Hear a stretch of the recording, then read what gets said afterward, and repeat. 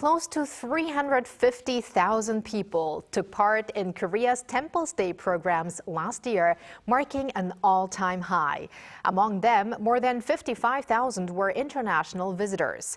Temple stays are increasingly viewed not just as a religious activity, but as a form of cultural experience and healing.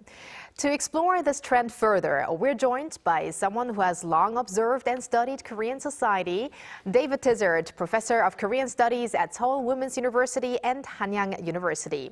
Welcome back, Professor Tizzard. Hello, Professor. Thank you very much for having me. It's wonderful to be back here, and for today's topic, 안녕하세요. All right, so let's start with our topic and talk about temple stays. So why don't we start with a typical temple stay program? What does it involve? And also some background on how it came about in Korea, these programs. Let me answer the second part of that question Sure. first, about the history of temple stays, how it came about. So without going too deep into this, the ruling ideology of Korea, traditional Korea from the Joseon dynasty, 1392 to 1897, was Confucianism. So during that time, there were no Buddhist monks in Seoul. They're all scattered out into the countryside, and Buddhism had to survive in the wilderness, as it were, for 500 years. It only sort of received its resurgence really during the 1960s and 1970s. That's when you had this kind of renovation and rehabilitation, this renaissance of Buddhism in Korea. The first time that people would be paying to go into temples was in 1962. That was in Haeinsa. So Buddhism and the idea of going there as a retreat is quite new, even though it has a very long history. The first time temple stays emerged, and there's a wonderful aspect to this story, is that it was 2002, it was the World Cup, you had hundreds of thousands of people coming to this land for the first time, and the government thought to themselves here, where are we going to put all these people? Because the hotels were full, the motels were full, the goshwons were full, and then they said, temples? And so really, temple stays began in 2002 as a pragmatic measure of finding places people to stay, but also advertising it as a way of saying, hey, come to Korea, watch the football, enjoy it, but also get a traditional slice of Korean culture and heritage by staying in a temple. So they started in 2002, really, in modern world, and since then, as you said at the start, they've just exploded exponentially. Well, that is quite interesting. I mean, who would have thought the link between World Cup and the commercialization of temple stay programs? Exactly. So then what do these temple stay programs actually involve? What would you do at a typical temple stay experience? And then also, how have these temple stays become so popular? Okay, so let's go with the first part of that question. What normally happens, I was speaking to your writer before we began, and there's a neologism in Korean society, which you probably both know, which is sabasa, which means person by person, everyone's different. So I invented a new neologism, which is jolbajol.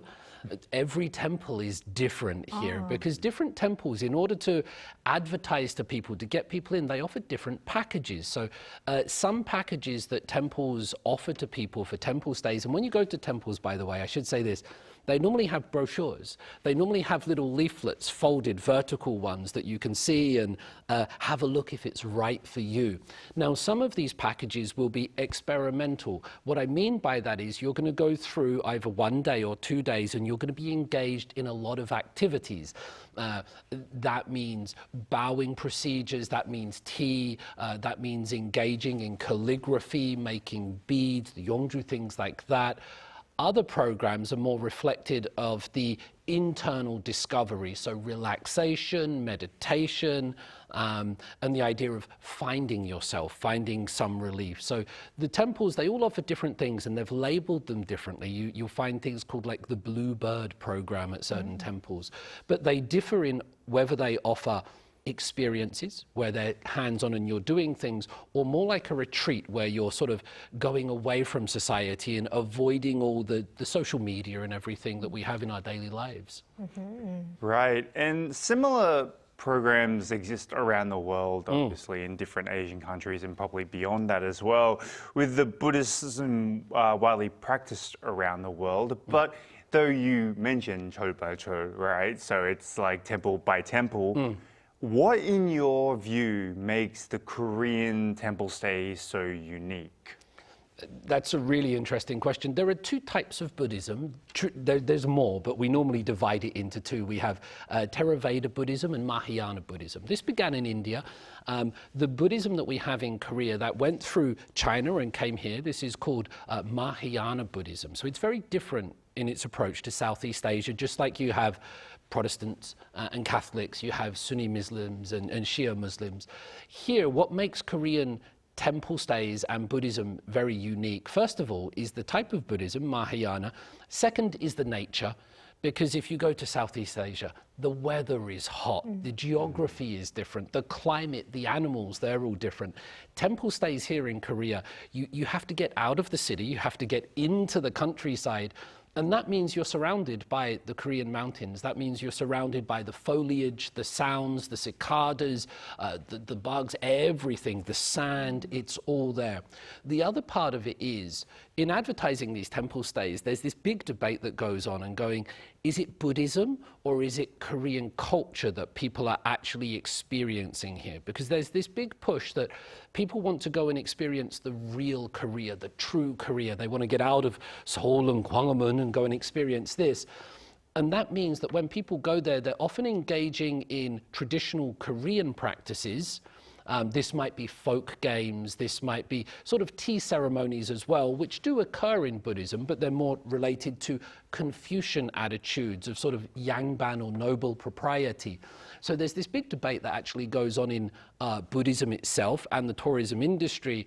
Are people going to experience Buddhism or are they going to experience traditional Korean culture? Because the two things aren't always the same. They overlap for sure, but that's a big sticking point. Right, then from a perspective of international tourists, maybe you've heard from your students yourself, what do you think is the biggest appeal that sets apart for, let's say, just hotels or even Hanok stays as well?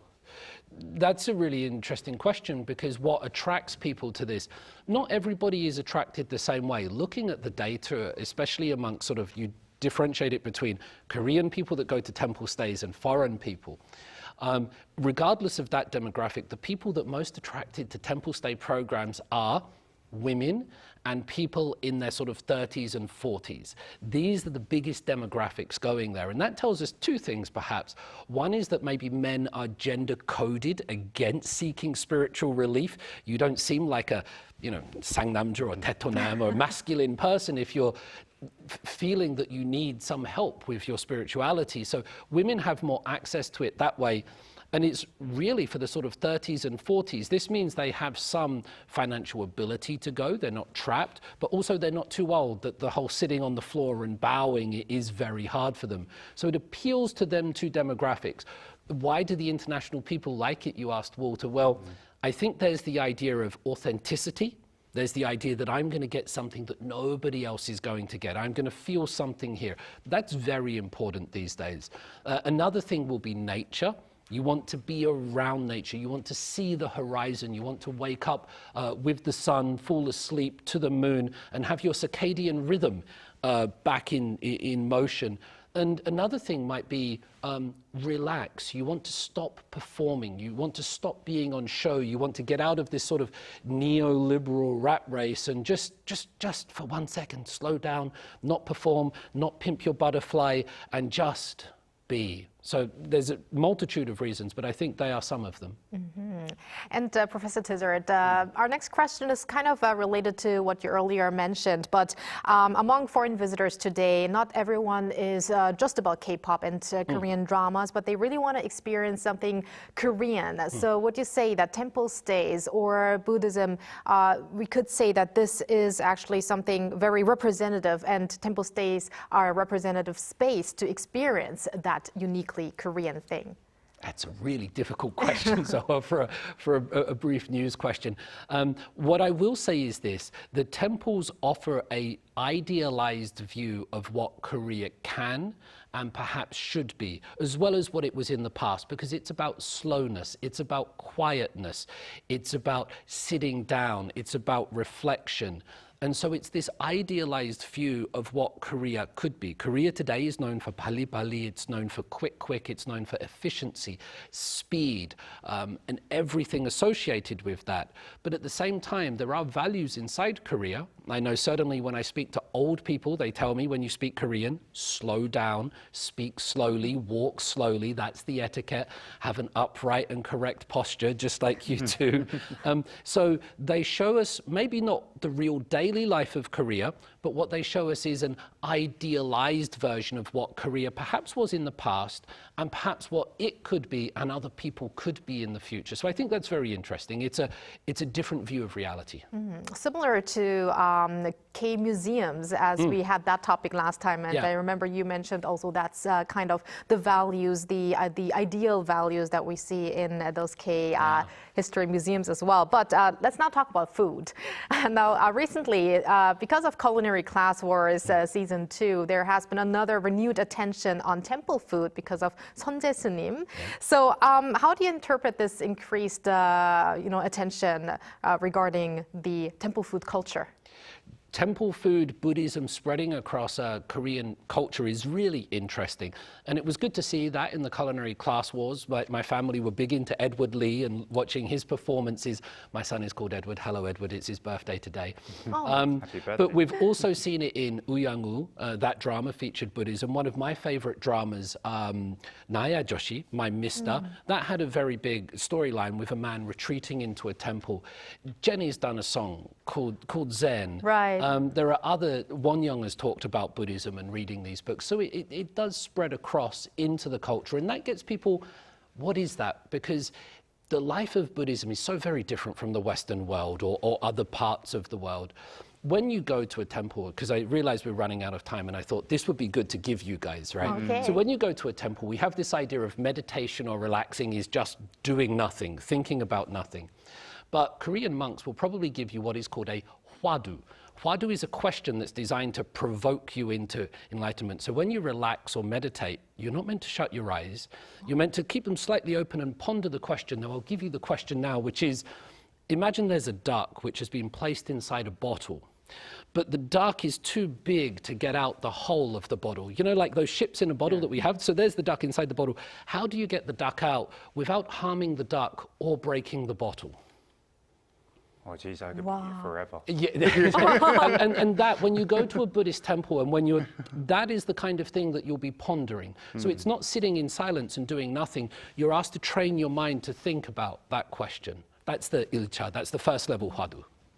Oh, very interesting. You're still thinking about it. And usually if you suddenly are asked such an impromptu question, your heartbeat kind of starts to thump faster, but I felt the opposite right now. Yeah, me too. I felt very healed and relaxed. Yes, I guess that's all part of it. Yeah. And yes, I think that is actually all the time we have, unfortunately, Professor Tizzard. Thank you very much for your time and your insights today. And maybe we should say bye to you like this today. 감사합니다. 감사합니다. All right, thank you. Thank you. And thank you, Walter. As always, we're going to see you back here on Wednesday. See you on Wednesday.